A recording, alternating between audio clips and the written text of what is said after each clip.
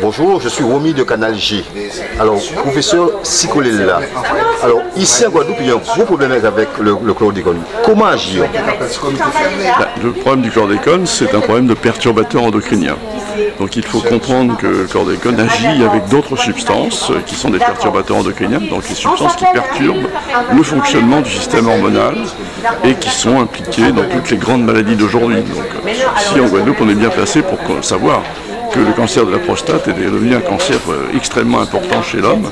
Ce n'est pas spécifique à la Guadeloupe, ça se développe dans tous les pays du monde, mais ici, les taux sont particulièrement importants.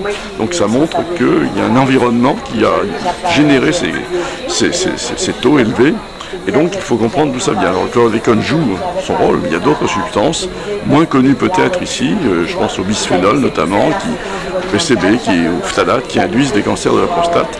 Et tout ça agit ensemble en fait. Ce qui va jouer aussi, c'est le développement des maladies métaboliques.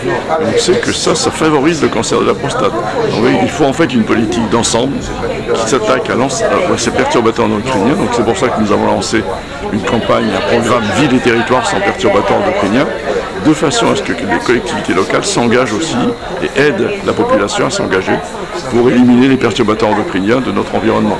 C'est ce que nous avons obtenu au niveau national avec une stratégie nationale perturbateurs endocriniens dont l'objectif est de diminuer l'exposition de la population aux perturbateurs endocriniens.